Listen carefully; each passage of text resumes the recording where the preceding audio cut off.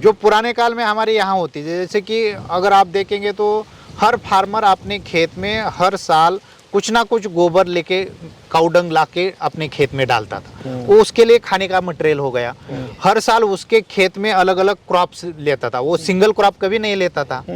और रासायनिक खाद का कम से कम यूज था, मतलब जितना जरूर है उससे भी कम वो यूज करता था।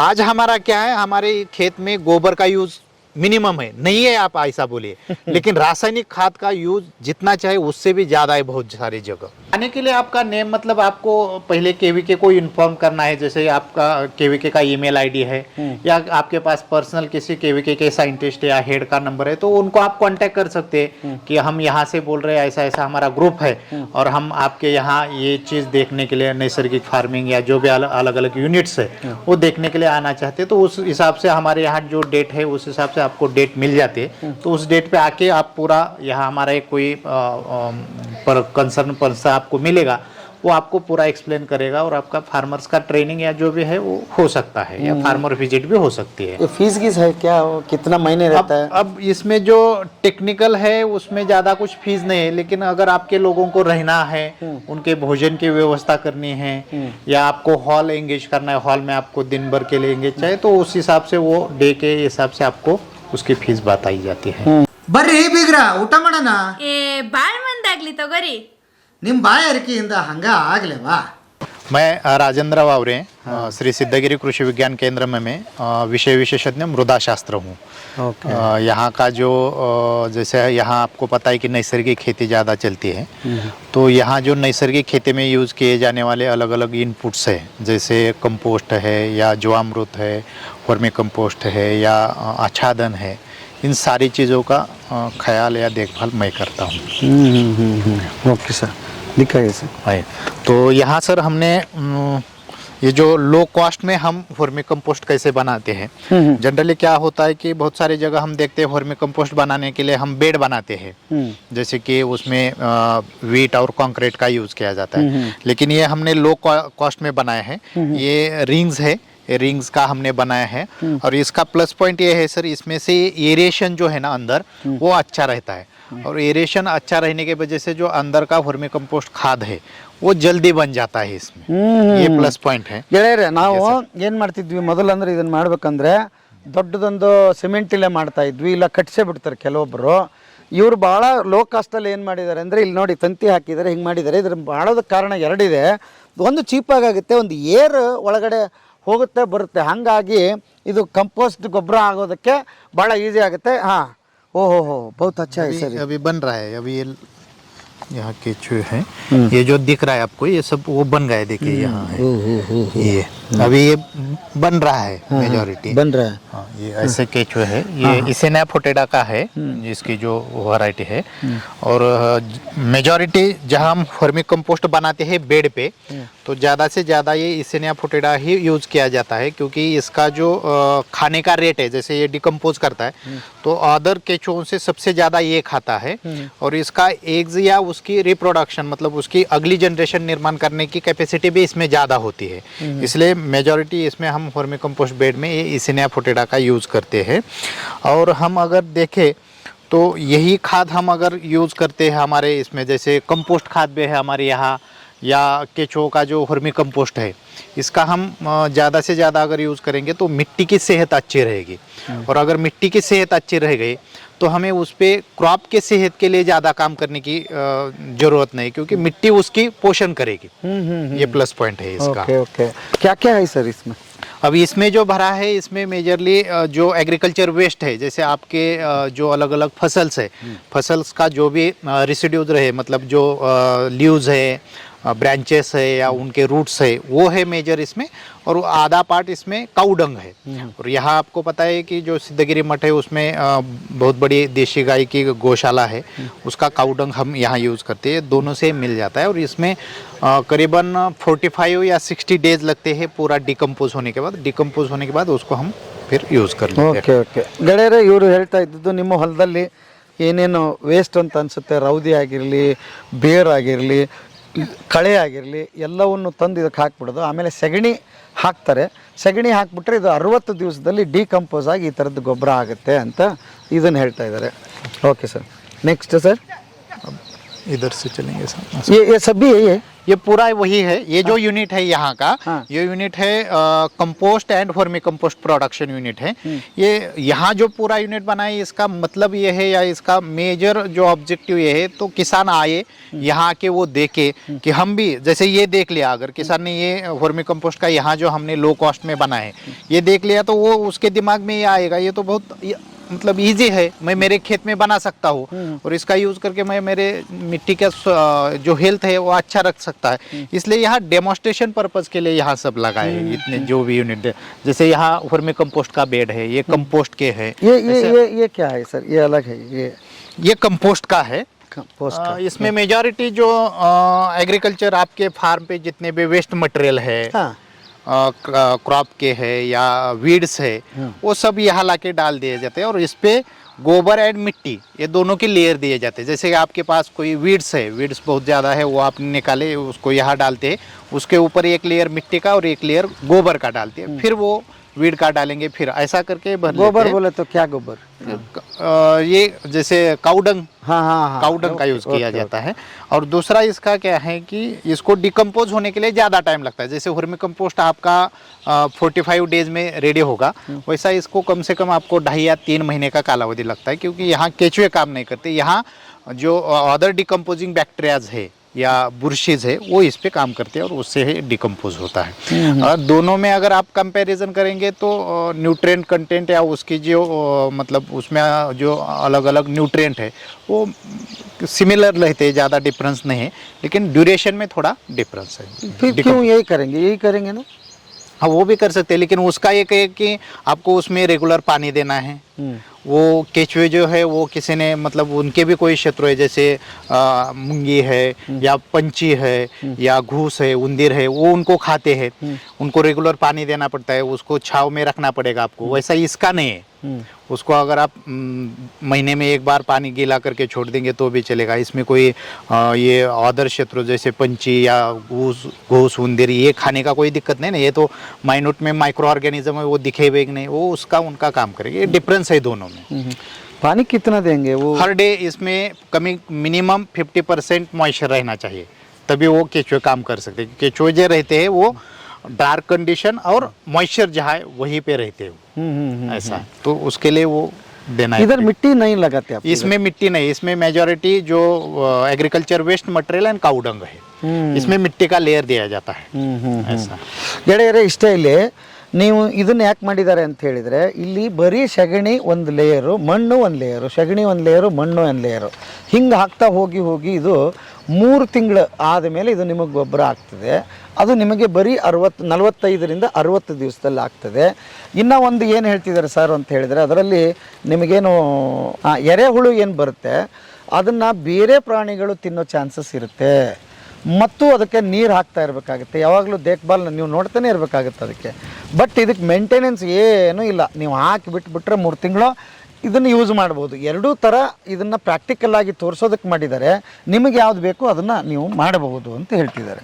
Okay sir, okay. ये नहीं, वो तो वेस्ट, जैसे इसको भरना है, इसको भरना है, तो वो वेस्ट मटेरियल हमने वहाँ रखा है। जैसे उसमें काउडंग है या एग्रीकल्चर वेस्ट जो भी है वो वहाँ रखा है, वो आधा डिकम्पोज वहाँ हो जाता है, उसके बाद यहाँ ला के डालते हैं इसको हम। हाँ, पहले उधर रखते हैं, हाँ, जो वेस्ट, जैसे अभी यहाँ ये बेड निकालेंगे कुछ दिनों के बाद, तो वो मटेरियल उठा के यहाँ डालना है। ओके, कितना डालेंगे वो, ये मेथड क्या है? इधर बेड नहीं, जैसे अब यहाँ ये जो बेड भरा जाता है, जैसे वर्मी कंपोस्ट का बेड है, तो सबसे नीचे वाले लेयर में हम क्या करते हैं, जो एग्रीकल्चर वेस्ट मटेरियल है वो सबसे पहले डालते हैं, वो उसके ऊपर गोबर डालते हैं, हल्का सा पानी छिड़काव करेंगे उसके ऊपर, फिर से हम एग्रीकल्चर वेस्ट और गोबर ऐसे लेयर भरते हैं। इसमें करीब 4 या 5 लेयर बैठते हैं, और उसके बाद उसको यूपर से डेली हमको थोड़ा थोड़ा पानी डालना है, जैसे कि मॉइस्चर मेंटेन रहे, वो उनका केचुओं का काम करते रहे। कैसे करेंगे वो पेड़ में, कैसा ये यूज होता है बाद में? मैं ये जो एप्लीकेशन है ना, ये आप डायरेक्ट सॉइल में एप्लीकेशन कर सकते हैं। जब आप सॉइल का लास्ट जो भी इंटर कल्टिवेशन ऑपरेशन करते हैं कोई भी क्रॉप लगाने से पहले, तो उसका डायरेक्ट सॉइल में एप्लीकेशन कर सकते हैं अगर आपके पास है। तो पर एकड़ आपको 2 टन 3 टन आपके पास है तो आप यूज़ कर सकते हैं। अगर आपका वैसा क्रॉप है जैसे शुगर केन है तो शुगर केन के लिए आप 2.5 टन तक पर एकड़ इसका यूज़ कर सकते हैं। अगर आपको क्रॉप में देना है जैसे कोई फ्रूट वाला क्रॉप है तो उसको हर साल में कम से कम 10 केजी उस क्रॉप के एज के अनुसार हम इसको अप्लाई कर सकते हैं पर एकड़ पर प्लांट के हिसाब से। पर जैसे plant कोकोनट का एक पेड़ है तो वो अगर आपको फ्रूटिंग दे रहा है और उसकी जो उम्र है वो 4 साल से ज़्यादा है तो वैसे प्लांट को हम कम से कम साल में एक बार 10 केजी वर्मी कंपोस्ट दे सकते हैं। अगर आपका कोई ऐसा जैसे वेजिटेबल्स क्रॉप्स है, अब पूरे एकड़ में पूरा वेजिटेबल क्रॉप लगाया है, चिली लगाया है आपने, ब्रिंजल लगाया है, तो उस केस में आप पर एकड़ 1 से 2 टन वर्मी कंपोस्ट डाल सकते हैं। अगर आपके पास ज़्यादा है, आपने ज़्यादा भी डाल दिया तो कोई उससे प्रॉब्लम नहीं होगा। वो आपके सॉइल का हेल्थ अच्छा करेगा, आपका प्लांट का हेल्थ अच्छा रहेगा। लेकिन मिनिमम रिक्वायरमेंट मैं बता रहा हूँ। हाँ हाँ हाँ, ये डालने तो बस कोई अगर आपके सॉइल की हेल्थ अच्छी है और आपने इतना डाल दिया तो आपका फसल अच्छा आएगी। जैसे हमारे यहाँ की कंडीशन, आप जो कनेरी मठ में अगर फार्म देखेंगे, कृषि विज्ञान केंद्र का खेती देखेंगे तो वहाँ की खेती मिट्टी का हमारा जो सेंद्रीय कर्ब है करीबन 2 के आसपास है और हम यही चीज़ें करके भी अच्छी फसल आती है। उसको कोई रासायनिक खाद डालने की जरूरत नहीं है। वैसे अगर फार्मर के फील्ड पे भी वैसी कंडीशन है, उसके सॉइल में सेंद्रीय कर्ब अच्छा है, ऑर्गेनिक कार्बन अच्छा है और वो इतना डालेगा तो भी उसकी फसल अच्छी आ सकती है। ज़्यादा डालने से को दिक्कत कोई नहीं होगी कोई आपको। नहीं। जैसे आप रासायनिक खाद ज़्यादा डालेंगे तो उसका इफेक्ट दिखाता है क्रॉप पे, मतलब जो टॉक्सिसिटी है वो दिखाते हैं। वैसा इसका नहीं होगा, वो तो सॉइल में रहेगा आपके। और ऐसा जैसे कि हम रासायनिक खाद में यूरिया डालते हैं, बारिश के टाइम ज़्यादा बारिश होती है वो यूरिया पानी के साथ बह जाता है, वैसा इसका नहीं होगा। वो सॉइल में स्टोर रहेगा, सॉइल की हेल्थ अच्छी रखेगा। ये प्लस पॉइंट है इसके। ಓಕೆ ಗೆಳೆಯರೆ, ಇಷ್ಟೊತ್ತು ಹೇಳಿದ್ದು ಏನು ಸರ್ ಅಂತಂದರೆ, ನೀವು ಒಂದು ತೆಂಗಿನ ಮರಕ್ಕೆ 10 kg ವರೆಗೆ ಕೂಡ ಇದನ್ನು ಯೂಸ್ ಮಾಡ್ಬೋದು. ಯಾಕಂದರೆ ಅದು ಸುಮಾರು ವರ್ಷ ನಮಗೆ ಫಲ ಕೊಡೋದ್ರಿಂದ. ಆಮೇಲೆ ನಾನು ಕೇಳ್ತಾ ಇದ್ದೆ ಇವರಿಗೆ, ಮಣ್ಣಿನ ಗುಣ ನೋಡಿ ಏನಾದರೂ ಕೊಡ್ತಾರಾ ಇದಕ್ಕೆ, ಎಷ್ಟು ಸರಿ ಕೊಟ್ಟರೆ ಏನಾಗ್ತದೆ ಅಂತ. ಅವ್ರು ಹೇಳ್ತಿದ್ದಾರೆ ಏನೂ ತೊಂದರೆ ಏನಾಗೋದಿಲ್ಲ, ನೀವು ಕೊಡೋದ್ರಿಂದ ಬೇಕಾದಷ್ಟು ಇದನ್ನು ಕೊಡ್ಬೋದು. ಆಮೇಲೆ ಇದನ್ನು ಕೊಟ್ಟ ಮೇಲೆ ಬೇರೆ ಗೊಬ್ಬರ ನೀವು ಯೂಸ್ ಮಾಡೋ ಅವಶ್ಯಕತೆ ಇರೋದಿಲ್ಲ ಅಂತ ಹೇಳ್ತಿದ್ದಾರೆ. ಹಾಗಾಗಿ ಎಷ್ಟು ಬೇಕಾದರೂ ಯೂಸ್ ಮಾಡಿದರೂ ತೊಂದರೆ ಏನಿಲ್ಲ. ಆಮೇಲೆ ನಿಮ್ಮ ಕೆಲವೊಂದನ್ನು ಬೆಳೆಗೆ क्या क्या होता है सर, आप ನೀರಾವರಿ बोले तो क्या पानी का इरिगेशन, हाँ वो उसका या ड्राई लैंड का एक फ़र्क होता है क्या? नहीं, इसमें क्या होता है जैसे ही आप डालेंगे ना तो सॉइल में जो अलग अलग माइक्रो ऑर्गेनिज्म है उनकी हेल्थ अच्छी रहेगी, वो उनका काम अच्छा करेगी। आपकी सॉइल की पोरोसिटी मतलब सॉइल का जो उसमें एयर एंड वाटर की कंडीशन है वो अच्छी रहेगी। सॉइल की वाटर एब्जॉर्बिंग मतलब उसमें वाटर स्टोर करने की सॉइल की जो कैपेसिटी है वो अच्छी रहेगी। इसकी वजह से अगर सॉइल की हेल्थ अच्छी रहेगी तो आपकी फसल की हेल्थ ऑटोमेटिक अच्छी रहेगी। ये प्लस पॉइंट है इसका। वैसे उस केस में अगर हम जैसे केमिकल फर्टिलाइजर डालते हैं तो वो सिर्फ क्रॉप का न्यूट्रिशन करने के काम करते हैं, आपके सॉइल के हेल्थ पे ऊपर केमिकल फर्टिलाइजर कुछ भी काम नहीं करते हैं। ये सॉइल के हेल्थ के ऊपर काम करते हैं। ये प्लस पॉइंट है इसका। ಭಾಳ ಇಂಪಾರ್ಟೆಂಟ್ ಹೇಳ್ಬಿಟ್ರು. ನಾನು ಅದು ಒಂದು ಹೇಳ್ಬಿಡ್ತೀನಿ ನಿಮಗೆ. ನೀವು ಕೆಮಿಕಲ್ ಬಳಸೋದ್ರಿಂದ ಬರೀ ನಿಮಗೆ ಉತ್ಪಾದನೆಗೆ ನೀವು ಏನೇನು ಬೆಳಿತೀರಿ ಅದಕ್ಕೆ ಮಾತ್ರ ಅದು ಹೆಲ್ಪ್ ಆಗುತ್ತಂತೆ. ಬಟ್ ಇದನ್ನು ಬಳಸೋದ್ರಿಂದ ನಿಮ್ಮ ಮಣ್ಣು ಕೂಡ ಫಲವತ್ತತೆ ಹೊಂದುತ್ತೆ, ಬೆಳೆ ಕೂಡ ಎರಡಕ್ಕೂ ಇದೆ. ಆಮೇಲೆ ಮಣ್ಣು ಫಲವತ್ತತೆ ಆದರೆ ನಿರಂತರವಾಗಿ ನಮ್ಮ ಮಣ್ಣು ಚೆನ್ನಾಗಿರುತ್ತೆ, ನಮ್ಮ ಹೊಲ ಚೆನ್ನಾಗಿರುತ್ತೆ. ಹಾಗಾಗಿ ಇದನ್ನು ನಮ್ಮದರಲ್ಲೇ ಎಲ್ಲ ಸಿಗೋದ್ರಿಂದ ಇದನ್ನು ಮಾಡ್ಕೊಳ್ಳೋದು ಒಳ್ಳೆಯದು ಅಂತ ನನಗನ್ಸುತ್ತೆ. ಓಕೆ ಸರ್, ಬಹುತ್ ಅಚ್ಚಾ. आगे ಓಕೆ.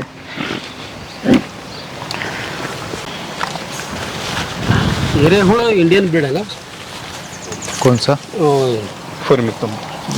नहीं, वो इंडिया मतलब अब इसमें क्या है, कोई कोई बोलता है इसका वो ऑस्ट्रेलियन है, ऐसा कुछ नहीं। वो तो हमारे खेत में ही था ना, लेकिन वैसा किसी ने उसका मतलब वहाँ उन्होंने सबसे पहले रिसर्च किया, वहाँ उनको फाउंड हो गया तो उन्होंने बोला। लेकिन हमारे खेत में भी है ना केचुए। अब ये इसिनिया फोटिडा जो है ना उसी के ऊपर क्यों काम करते हैं लोग, मैंने वहाँ भी बताया आपको कि इसका जो खाने का रेट है, जैसे वो वेस्ट मटेरियल जो खाता है वो सबसे ज़्यादा है और उसका रिप्रोडक्शन जो है वो भी सबसे ज़्यादा है। तो अगर उसको हम बेड में कल्टीवेट करेंगे तो वो बेड में जो खाद बनता है वो सबसे ज़्यादा बनता है, जल्दी बनता है। इसलिए वो इसिनिया फोटिडा ही सबसे ज़्यादा यूज़ किया जाता है। वैसे आपके मिट्टी में भी अलग अलग, हम इंडिया की भी बात करेंगे तो इंडिया में भी 300 से ज़्यादा अलग अलग वर्मी कंपोस्ट के प्रजाति है, लेकिन सब वो सेम काम नहीं करती है। कोई प्रजाति जमीन के बहुत नीचे जाके रहती है, वो एकदम स्थूल रहती है, ज़्यादा खाते नहीं कुछ भी, और थोड़ी फार मिट्टी खाती है और मिट्टी का ही हो। ऊपर के लेयर में हमारे यहाँ भी मिट्टी में केचुए रहते हैं, वो ज़्यादा से ज़्यादा आपका डिकम्पोजेबल पार्ट खाते हैं और कम से कम मिट्टी खाते हैं और वो ही खाद बना के देते हैं। वो ऐसे अलग अलग हर एक के अलग अलग रोल है। जैसे हम बेड पे करते हैं तो वो इसिनिया पोटेटा है, उसका वो बेड पे अच्छा रहता है, उसका रिजल्ट अच्छा आता है। अलग कंट्री का सेम है मेथड? सेम है, मतलब वहाँ भी जो करते हैं वही करते हैं। मेजरली मैं तो ये बोलता हूँ कि हमें वो बेड पे जाना ही नहीं चाहिए, हमारे खेत में इतने केचुए होने चाहिए कि हमें बेड लगाने की जरूरत ना पड़े। अब हम पुराना काल अगर देखेंगे हमारा 10, 15, 20 साल पहले, वहाँ कहाँ था, वो मिट्टी में केचुए मिलते थे, वो उनका काम करते थे। अब हम जो प्रैक्टिसेस कर रहे हैं अलग अलग, जैसे हम कंटिन्यू हमारे खेत में क्रॉप्स है, अलग अलग केमिकल्स का यूज कर रहे हैं, फर्टिलाइजर्स का यूज कर रहे हैं, इसके वजह से वो मर गए खेत में से। अगर हम सॉइल का हेल्थ अच्छा रखेंगे तो ऑटोमेटिक वो आपके खेत में ही रहेगा, आपको बेड करके उसका खाद बना के फिर खेत में डालने की जरूरत नहीं है ना। इसलिए हमें पुरानी खेती जो हमारी थी ना उसके ऊपर थोड़ा फोकस करना चाहिए। ओके, एक बार ये डाले तो कंटिन्यू होता है ना ऐसे? नहीं, वो आपके खेत में आप क्या कंडीशन रखते हैं, आपने एक बार डाला फिर अगले साल से आप रासायनिक खाद डाल रहे हैं भरपूर मात्रा में, और उसको खाने के लिए कोई भी जैविक घटक नहीं है, कुछ भी सेंद्रीय कर्म नहीं है, वो तो खाएगा क्या? वो तो रासायनिक घटक खाता नहीं है। अगर उसका काम अच्छा होना चाहे तो उसको जो फेवरेबल कंडीशन है वो हमें देनी चाहिए, जो पुराने काल में हमारे यहाँ होती है। जैसे कि अगर आप देखेंगे तो हर फार्मर अपने खेत में हर साल कुछ ना कुछ गोबर लेके, काउडंग लाके अपने खेत में डालता था, वो उसके लिए खाने का मटेरियल हो गया। हर साल उसके खेत में अलग अलग क्रॉप्स लेता था, वो सिंगल क्रॉप कभी नहीं लेता था। और रासायनिक खाद का कम से कम यूज था, मतलब जितना जरूर है उससे भी कम वो यूज करता था। आज हमारा क्या है, हमारे खेत में गोबर का यूज मिनिमम है, नहीं है आप ऐसा बोलिए, लेकिन रासायनिक खाद का यूज जितना चाहे उससे भी ज्यादा है बहुत सारी जगह। तो उसके वजह से उसका पॉपुलेशन कम है, अब उसको खाने के लिए कुछ नहीं है। अगर मुझे मेरे यहाँ जीवंत रहने की कंडीशन अच्छी नहीं है तो मैं यहाँ रहूँगा क्या, या आप रहेंगे क्या? मैं जहाँ सुरक्षित हूँ वहाँ ही जाके रहूँगा ना मैं, वो कंडीशन है इसमें। ಗೆಳೆಯರೇ, ಒಂದು ಭಾಳ ಒಳ್ಳೆ ಪ್ರಶ್ನೆ ಎತ್ತಿದ್ರು ಫಕೀರಯ್ಯನವ್ರು. ಅಂದರೆ ಈ ಎರೆಹುಳು ಜಾತಿ ಇಂಡಿಯಾದ ಅಂತ ಕೇಳ್ತಾ ಇದ್ರು, ಅವ್ರು ಹೇಳ್ತಾ ಇದ್ರು ನಮ್ದ್ರಲ್ಲಿ ಅದೇ ತಾನೇ ಪ್ರಶ್ನೆ ಇದ್ದಿದ್ದು. ಈಗ ಅದೇ ಆಮೇಲೆ ಈಗ ಇದೇ ತರ ನಾವು ಮಾಡಿದ್ದೀವಿ, ಬಟ್ ಅದರಲ್ಲಿ ಆಸ್ಟ್ರೇಲಿಯಾ ಬೀಡ್ ಅಂತ ಮಾಡಿದ್ದೀವಿ. 3 ತಿಂಗಳಿಗೆ ಗೊಬ್ಬರ ಅದು ಮಾಡುತ್ತಾ, ಎರೆಹುಳು ಗೊಬ್ಬರ ರೆಡಿ ಆಗುತ್ತಾ. ಮತ್ತೆ ಗಂಡು ಹೆಣ್ಣು ಒಂದರಲ್ಲೇ ಇದೆ ಅದು. जेंट्स एंड वो एक ही रहता है, मेल फीमेल दोनों एक ही रहते हैं। तीन मंथ में वो ये गोबर रेडी होता है। हाँ, उधर का बिजनेस तो 3 महीने भी नहीं, 1.5 महीना ही, मैक्सिमम 2 महीना। अगर आप फेवरेबल कंडीशन नहीं दे सके तो मैक्सिमम 2 महीना उसको आपको। यही है ना लास्ट हुआ। हाँ, वो ऐसा सेम 100 बेड ರೆಡಿ ಕರೆಯಾಗ ಬೈ. ಅಲ್ಲಲ್ಲ, ನನಗೆ ಒಂದೇ ಹೇಳ್ತಿದ್ದೀನಿ, ಗಂಡು ಹೆಣ್ಣು ನನಗೆ ಅದು ಹೇಳು ಏನದು? ಒಂದರಲ್ಲೇ ಒಂದೇ ಜೀವ, ಒಂದೇ ಎರೆಹುಳದಲ್ಲಿ ಗಂಡು ಹೆಣ್ಣು ಎರಡು ಇರ್ತೈತೆ. ಒಂದೇ ಎರೆಹುಳದಲ್ಲಿ ಮರಿ ಹಾಕಿ ಅದು ಸತ್ತೋಗ್ಬಿಡ್ತೈತಿ. ಅದರಿಂದ ಮೇಲ್ಗಡೆ ನೀರು ಹಾಕಿ ಎಲ್ಲ ಗೊಬ್ಬರ ಹಾಕಿ, ಸೆಗಣಿ ಗೊಬ್ಬರ ಹಾಕಿ ಎಲ್ಲ ಮಾಡ್ತಾರಲ್ಲ, ಅದ್ರ ಬಿಟ್ಟಂತ ನೀರು ವರ್ಮಿ ವಾಶ್ ಅಂತ ಹೊರಗಡೆ ಒಂದು ಪೈಪ್ ಲೈನ್ ಕೊಟ್ಟು ವರ್ಮಿ ವಾಶ್ ಅಂತೇಳಿ ಬಿಡ್ತಾರೆ. ಅದು ಯೂಸ್ ಆಕೈತಿ. ಅದನ್ನ 1 ಲೀಟರ್ಗೆ 220 ರೂಪಾಯಿ ಮಾರ್ಕೆಟಲ್ಲಿ ರೇಟ್ ತೊಗೊಂತಾರೆ ವರ್ಮಿ ವಾಶ್. ಈಗ ನರ್ಸರಿ ಅವ್ರಿಗೆಲ್ಲ ಯೂಸ್ ಮಾಡ್ಕೊಂತಾರ ಅದನ್ನ. ಆ ಗೊಬ್ಬರನು ಸಾವಯವ ಗೊಬ್ಬರನ ಎಲ್ಲ ನರ್ಸರಿಯವ್ರು ಯೂಸ್ ಮಾಡ್ತಾರೆ, ಪ್ಯೂರ್ಲಿ ಆರ್ಗ್ಯಾನಿಕ್ ಇರ್ತೈತಿ. ಮತ್ತು ಅದು 3 ತಿಂಗಳಿಗೆ ಮಲ್ಟಿಪಲ್ ಡಬಲ್. ಈಗ 25 kg ಹುಳ ತಂದು ಹಾಕಿದ್ರೆ ಅದು 3 ತಿಂಗಳ ನಂತರ 50 kg ಹುಳ ಆಗುತ್ತೆ. ಮತ್ತೆ ತಿರುಗಿ ಎಕ್ಸ್ಟ್ರಾ ಒಂದು ಬೆಡ್ ರೆಡಿ ಮಾಡ್ಕೊಂಡು ಆ ರೀತಿ ಮಲ್ಟಿಪಲ್. ಅಲ್ಲ, ಸೇಮ್ ಮೆಥಡ್. ನಂಗೆ ಒಂದು ಅರ್ಥ ಆಗಿಲ್ಲ. ಆಸ್ಟ್ರೇಲಿಯಾದ್ದು ಅಂತ ಹೇಳಿದ್ರಿ, ಇದರಲ್ಲ ಆಸ್ಟ್ರೇಲಿಯಾ ಇದ್ದು ಏನು ಬಂತು? ಇಂಡಿಯನ್ದು ಸ್ಲೋ ಆಕೈತಿ, ಇದು ವರ್ಷಕ್ಕೆ ಡಬಲ್ ಆಕೈತಿ, ಇದು 3 ತಿಂಗಳಿಗೆ ಡಬಲ್ ಆಕೈತಿ. ಆಸ್ಟ್ರೇಲಿಯಾ ಬೇಡ ಆಲ್ರೆಡಿ ಇದು ಹರಿಯಾಣದಲ್ಲಿ ತರಿಸಿದ್ದು, ಬಸಾವ್ हरियाणा से दे दिया वही। नहीं, अभी आप जो इंडियन वर्मी कंपोस्ट या फॉर्म की बात कर रहे हैं ना, तो आईसीआर के एक इंस्टीट्यूट ने जय गोपाल करके एक इंडियन वर्मी कंपोस्ट की, मतलब इंडियन फॉर्म्स की प्रजाति ढूंढ ली है। लेकिन अभी वो रिसेंट हुआ है तो उसका इतना प्रचार प्रसिद्धि नहीं है, लेकिन वो भी सेम काम कर रहा है, ऐसा है ज़्यादा कुछ नहीं। अब इसमें जैसे कि मैंने पहले बताया कि हमारे ऑलरेडी खेत में थे, नहीं थे ऐसा नहीं है, लेकिन वो अब वहाँ हो गया सबसे पहले तो उनको वहाँ का नाम मिल गया। वैसे अभी हमारे इंडिया ने भी जय गोपाल करके एक फॉर्म्स की प्रजाति ढूंढ ली, उस पे ऊपर हमारे यहाँ भी काम हो सकता है, वो भी यूज़ कर सकते हैं हम। ಓಕೆ, ಒಂದು ಗೊತ್ತಾಗಿದ್ದೇನು ಅಂತ ಹೇಳಿದ್ರೆ ನೀವು ಮೊದಲು ನಮಗೆ ಹಿಂಗಿರಲಿಲ್ಲ, ನಾವು ಹಾಕಿ ಅದನ್ನು ಬೆಳೆಸೋದಿರಲಿಲ್ಲ. ಆಲ್ರೆಡಿ ಎಳೆ ಹುರ ಹಳೆ ಪದ್ಧತಿಯಲ್ಲಿ ಭೂಮಿಯಲ್ಲೇ ಸಿಕ್ತಿತ್ತು, ಯಾಕಂದರೆ ಅವರು ಕೆಮಿಕಲ್ ಫಾರ್ಮೇಷನ್ ಮಾಡಿರಲಿಲ್ಲ. ಈಗ ನಾವು ಕೆಮಿಕಲ್ ಹೆಚ್ಚು ಬಳಸೋದ್ರಿಂದ ನಮ್ಮದು ಮಣ್ಣು ಹೆಚ್ಚು ಶಕ್ತಿಶಾಲಿ ಆಗಿಲ್ಲ. ಹಾಗಾಗಿ ಇದು ಒಂದು ಸಲ ಹಾಕಿ ಬಿಟ್ಬಿಡೋದಲ್ಲ, ನೀವು ಪ್ರತಿ ಬಾರಿ ಇದನ್ನೇ ಯೂಸ್ ಮಾಡ್ತಾ ಇದ್ದರೆ ಎರೆಹುಳಕ್ಕೆ ತಿನ್ನೋದಕ್ಕೆ ಏನಾದರೂ ಬೇಕಲ್ಲ. ಈಗ ನಾವು ಎರೆಹುಳಕ್ಕೆ ವಿಷ ಉಣಿಸ್ದಂಗೆ ಆಗ್ತದೆ. ಇದನ್ನು ನಾವು ಹಾಕಿದರೆ ಕೆಮಿಕಲ್ ನೀವೇನಾದರೂ ಮಾಡಿಬಿಟ್ರೆ ವಿಷ ಉಣಿಸ್ದಂಗೆ ಆಗ್ತದೆ. ಹಾಗಾಗಿ ಮೊದಲು ನಾವು ಮಾಡಬೇಕಾಗಿದ್ದು ಎರೆಹುಳನ್ನು ಉಳಿಸ್ಕೊಳ್ಳೋ ಪ್ರಯತ್ನ. ಎರೆಹುಳನ್ನು ಉಳಿಸ್ಕೊಳ್ಳೋ ಪ್ರಯತ್ನ ಆಗಬೇಕಂದ್ರೆ ನೀವು ಪ್ರತಿ ಬಾರಿ ಇಂಥದ್ದನ್ನು ಹಾಕ್ತಾ ಹೋಗ್ಬೇಕು. ಅಂದರೆ ನೀವು ಕೆಮಿಕಲ್ ಬಳಸೋ ಆಗಿಲ್ಲ. ಆವಾಗ ನಮ್ಮ ಮಣ್ಣು ಚೆನ್ನಾಗಿರುತ್ತೆ, ಎರೆಹುಳದ ಆರೋಗ್ಯ ಚೆನ್ನಾಗಿರುತ್ತೆ. ಎರೆಹುಳದ ಆರೋಗ್ಯ ಚೆನ್ನಾಗಿರುತ್ತೆ ಅಂದರೆ ಫಸಲು ಚೆನ್ನಾಗಿರುತ್ತೆ. ಹಾಗಾಗಿ ಸರ್ ಹೇಳ್ತಾ ಇದ್ರು ಮೊದಲಿಂದ ಬರಲಿ ಮತ್ತೆ ಅನ್ನೋದಷ್ಟೇ ಇಲ್ಲಿ ಅಲ್ವಾ, ಕಳ್ಕೊಂಡಿದ್ದೀವಿ ಅನ್ನೋದಕ್ಕೆ ಅವ್ರು ತೋರಿಸ್ತಾ ಇದ್ದಾರೆ ಅಷ್ಟೇ ಅಲ್ಲ ಸರ್? Okay, next sir. यहाँ जो ये यूनिट है, ये जो अलग अलग नैसर्गिक या सेंद्रीय खेती में जो अलग अलग इनपुट्स यूज किए जाते हैं, जैसे कि फार्मर आपके खुद के खेत में वो इनपुट बना सकता है, ऐसे इनपुट का यहाँ एक हमने डेमोन्स्ट्रेशन किया है. जनरली अभी नैसर्गिक खेती का या सेंद्रीय खेती का अवेयरनेस लोगों तक जा रहा है, लेकिन लोगों के दिमाग में ये है कि जैसे मैं अगर मेरे क्रॉप को यूरिया नहीं देता हूँ तो उसके जगह मुझे क्या देना है उस क्रॉप को. उसको खाने के लिए क्रॉप का जो हेल्थ अच्छा रहना है उसके लिए कुछ ना कुछ तो चाहिए, तो उसको क्या देना है उस प्रश्न का उत्तर यहाँ हर फार्मर को मिलेगा. जैसे कि क्रॉप की अलग अलग ग्रोथ स्टेजों के हिसाब से उसकी जो अलग अलग कंडीशन है, उस कंडीशन पे हम उस क्रॉप को क्या क्या देना चाहिए. और अगर हमें यूरिया देना है तो नैसर्गिक या सेंद्रीय खेती में यूरिया कौन से मात्रा में हम उसको दे सकते हैं, ये दिखाने की कोशिश यहाँ की है. यहाँ का जो मेजर फोकस है वो है यहाँ बनाई जाने वाली इनपुट के ऊपर. यहाँ करीबन 42 अलग अलग ऑर्गेनिक या नेचुरल इनपुट्स का डेमोन्स्ट्रेशन हमने दिखा है, जिसमें से 30 के आसपास ऐसे इनपुट है जो आपके सॉइल का हेल्थ अच्छा या सॉइल का पोषण करने के ऊपर काम करेंगे. और करीबन 10 या 12 इनपुट ऐसे हैं जो कि क्रॉप या आपकी जो फसल है उसका स्वास्थ्य अच्छा रखने के लिए काम करेंगे. वैसे हमने यहाँ लगाए हैं. यहाँ अगर हम देखेंगे इसके ऊपर जो भी इनपुट है, दूसरा प्लस पॉइंट इसका है, यहाँ का जो भी इनपुट है ना वो फार्मर के खेत में वो खुद बना सकता है. उसके लिए उसको बाजार में जाके कुछ परचेस करने की जरूरत है, कोई एक दूसरा आइटम छोड़ के, बाकी सब उसके खेत में है. और ये सब आपने जो देखे हैं यहाँ के जो कनेरी मठ के हमारे स्वामी जी है, परम पूज्य अदृश्य काट सिद्धेश्वर स्वामी जी, वो करीबन 40 साल से उन्होंने पूरा ये नैसर्गिक तरीके से रखा है. पूरा खेत है, यहाँ का एरिया है, और उनके अलग अलग जहाँ भी वो पढ़ते हैं, घूमते हैं, देखते हैं, वहाँ उनको जो नया मिलता है वो सब हमने यहाँ डेमोन्स्ट्रेट करने की प्रयास किया है.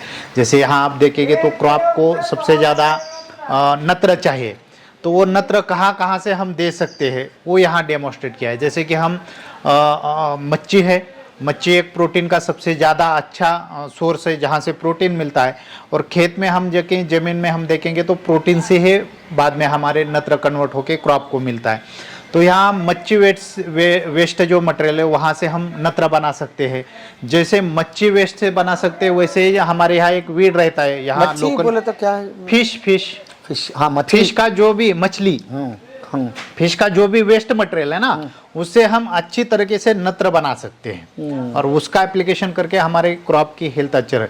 जैसे ये सॉइल के ऊपर काम करेगा वैसा वो प्लांट प्रोटेक्शन का भी काम करता है. मतलब उसका जो अर्क रहता है उसकी वजह से अलग अलग पेस्ट एंड डिसीज का भी आप कंट्रोल कर सकते हैं. वैसा है यहाँ आगे हम देखेंगे. एक मिनट सर. ಸರ್ ಇಷ್ಟೊತ್ತು ಹೇಳಿದ್ದಿಷ್ಟೇ. ನಾವು ರೈತರು ಯಾವಾಗಲೂ ಏನು ಮಾಡ್ತಾ ಇರ್ತೀವಿ ಅಂದ್ರೆ ಪ್ರತಿದಕ್ಕೂ ಬೇರೆ ಗೊಬ್ಬರಗಳನ್ನು ಅವಲಂಬಿತ ಆಗಿರ್ತೀವಿ. ಇಲ್ಲಿ ಮಾಡಿರೋ ಒಂದು ಪ್ರಯೋಗ ಏನಂದರೆ ರೈತ ತನ್ನ ಹೊಲದಲ್ಲೇ ತಾನೇ ಗೊಬ್ಬರ ಮಾಡಿಕೊಂಡು ತನ್ನ ಹೊಲಕ್ಕೆ ಹಾಕುವಂಥದ್ದು ಒಂದಿಷ್ಟು ಎಲ್ಲೆಲ್ಲಿ ಸ್ವಾಮೀಜಿ ನೋಡಿದ್ದಾರೆ ಅದರ ಎಲ್ಲ ಕ್ರಮಗಳನ್ನ ಇಲ್ಲಿ ತಂದು ಒಟ್ಟಾಗಿ ರೈತರು ನೋಡಲಿ ಅಂತ ಹಾಕಿದ್ದಾರೆ.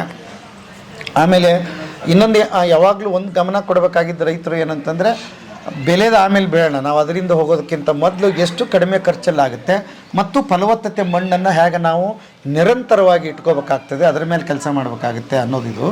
ಆಮೇಲೆ ಇನ್ನೂ ಒಂದು ಹೇಳ್ತಾಯಿದ್ರು ನೋಡಿರಿ, ಏನೇನಂದರೆ ವೇಸ್ಟ್ ಮಟೀರಿಯಲ್ ಏನು ಸಿಗುತ್ತೆ. ಈಗ ಎಕ್ಸಾಂಪಲ್ ಮೀನಿಂದ ಹೇಳ್ತಾಯಿದ್ರು ಅವರು.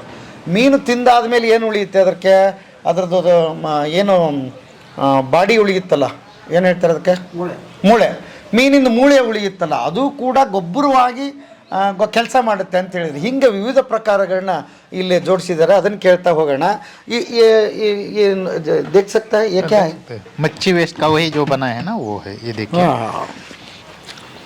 अब इसमें क्या रहता है, जैसे ये आपको एक बताता हूँ, मच्छी का जो वेस्ट है उससे हम नत्र कैसे बनाते हैं। तो इसमें हमने जो मच्छी वेस्ट है वो डाला है, करीबन 4 किलो मच्छी वेस्ट है। उसे में देशी गाय का गोमूत्र करीबन 500 मिली डाला है, और यूरिन डाला है उसमें 500 ml, एंड 4 kg जागरी, हाँ वो डाला है। और उसका वो मिक्सचर है वो डिकम्पोज होता रहेगा, और इसमें से अर्क निकालेंगे हम, और जो अर्क है वो हम क्रॉप फसल के ऊपर स्प्रे करेंगे। अगर स्प्रे करना है तो पर लीटर 4 ml यूज़ करेंगे, और अगर खेत में पानी के साथ देना है या ड्रिप के थ्रू देना है तो 5 लीटर अर्क पर एकड़ में हम 200 लीटर पानी में मिला के उसका एप्लीकेशन कर सकते हैं। तो ये क्या करेगा, जो क्रॉप की नत्र की रिक्वायरमेंट है, जैसे सपोज आपने एक एग्जांपल एक शुगर केन लगाया है, और शुगर केन को जो नत्र लगता है वो नत्र प्रोवाइड करने की कैपेसिटी ये रखता है, तो उसकी नत्र की रिक्वायरमेंट जो है ना वो फिलफिल होगी। ऐसा यहाँ आप देखेंगे तो करीबन हमने न्यूट्रिएंट वाइज, जैसे नत्र सबसे ज़्यादा क्रॉप को नत्र लगता है, उसके बाद स्फूरद लगता है, उसके बाद पालाश लगता है, उसके बाद जो द्वितीय अन्नद्रव्य जैसे कैल्शियम है, मैग्नीशियम है, सल्फर है, ये लगते हैं। उसके बाद कुछ सूक्ष्म अन्नद्रव्य लगते हैं जैसे लो है, जस्त है, बोरान है। ये सब अलग अलग तरीके से हमने बना के यहाँ डिस्प्ले किए हैं, और आगे जाके कुछ ऐसे क्रॉप जो क्रॉप का हेल्थ या उसको अच्छे से होने के लिए ग्रोथ रेगुलेटर्स यूज़ करते हैं हम, वो भी हमने, जैसे ह्यूमिक एसिड है जो रूट अच्छे रखेंगे, ऐसे अलग अलग बनाए हैं। तो यहाँ डेमोस्ट्रेट करने की कोशिश की है। हाँ हाँ, ಇಲ್ಲಿ ಈ ಸುಮಾರು ಪ್ರಯೋಗಗಳಿದೆ. ये रईत लोगों इधर आ सकते हैं तरबेती आते हैं, मतलब बहुत सारे लोग आते हैं, ये देखते हैं, ये देख के अपने खेत में ये बहुत सारे लोग बना रहे हैं, उसका यूज भी कर रहे हैं। कब आते हैं, वो प्रोसीजर क्या है? साल भर की प्रोसीजर है। कुछ कुछ जैसे हम कुछ प्रशिक्षण लेते हैं यहाँ कृषि विज्ञान केंद्र पे, नैसर्गिक खेती के या ऑर्गेनिक फार्मिंग के, उसके अंदर भी हम लोगों को यहाँ लाके दिखाते हैं। कुछ टूर्स रहते हैं, जैसे कृषि विभाग है, आत्मा है, वो लोग भी टूर लेके आते हैं। वो टूर के दरमियान भी लोगों को यहाँ हम विजिट करते हैं। या कुछ ऐसे एनजीओ है, कुछ संस्था है जो फार्मर के ऊपर काम कर रहे हैं, कोई संस्था ऐसे है कि जो नेचुरल फार्मिंग या ऑर्गेनिक फार्मिंग के काम कर रहे हैं, ऊपर काम कर रहे हैं, वो लोग यहाँ लोगों को लेके आते हैं। तो ये सारा पूरा हम उनको दिखाते हैं। नियम क्या है वो आना क्या? आने के लिए आपका नेम, मतलब आपको पहले केवीके को इन्फॉर्म करना है, जैसे आपका केवीके का ईमेल आईडी है, या आपके पास पर्सनल किसी केवीके के साइंटिस्ट या हेड का नंबर है, तो उनको आप कांटेक्ट कर सकते हैं कि हम यहाँ से बोल रहे हैं, ऐसा ऐसा हमारा ग्रुप है, और हम आपके यहाँ ये चीज़ देखने के लिए, नैसर्गिक फार्मिंग या जो भी अलग अलग यूनिट्स है वो देखने के लिए आना चाहते हैं। तो उस हिसाब से हमारे यहाँ जो डेट है उस हिसाब से आपको डेट मिल जाती है। तो उस डेट पे आके आप पूरा यहाँ हमारा एक कोई पर कंसर्न पर्सन आपको मिलेगा, वो आपको पूरा एक्सप्लेन करेगा, और आपका फार्मर्स का ट्रेनिंग या जो भी है वो हो सकता है, या फार्मर विजिट भी हो सकती है। फीस किस है क्या, कितना महीने रहता है? अब इसमें जो टेक्निकल है उसमें ज़्यादा कुछ फीस नहीं है, लेकिन अगर आपके लोगों को रहना है, उनके भोजन की व्यवस्था करनी है, या आपको हॉल एंगेज करना है, हॉल में आपको दिन भर के लिए एंगेज चाहिए, तो उस हिसाब से वो डे के हिसाब से आपको उसकी फीस बताई जाती है। बाकी ऐसा कुछ ज़्यादा ये नहीं, मतलब मेजरली फार्मर के लिए जो रहना खाने का पैसा है वही है, ज़्यादा उसमें कुछ फीस वगैरह ऐसा कुछ हमारी तरफ से तो ज़्यादा नहीं है। कितने महीने होता है या वन वीक होता है? नहीं, वो तो आपके ऊपर डिपेंड है। यहाँ प्रशिक्षण जो लिए जाते हैं 1 डे का भी होता है, 2 डेज का भी है, 4 डेज का है, 5 डेज का है, 1 वीक का भी हो सकता है। आपको क्या चाहिए उसके ऊपर वो डेज डिपेंड रहते हैं। ओके, नंबर गिम्बर है क्या, फोन नंबर? हाँ, इधर अभी केवीके का मेल आईडी आपको मिल सकता है। आप ये जो हमारा शूटिंग कर रहे हैं उसमें भी आप नीचे हम आपको इन्फॉर्मेशन दे देंगे, उसके नीचे आप डाल सकते हैं केवीके का ईमेल आईडी और मोबाइल नंबर वगैरह, वो डाल सकते हैं। ओके, ಗೆಳೆಯರೇ, ಇದು ಎಲ್ಲವೂ ನಿಮಗೆ ಲಭ್ಯ ಇದೆ ರೈತರಿಗಿಲ್ಲಿ.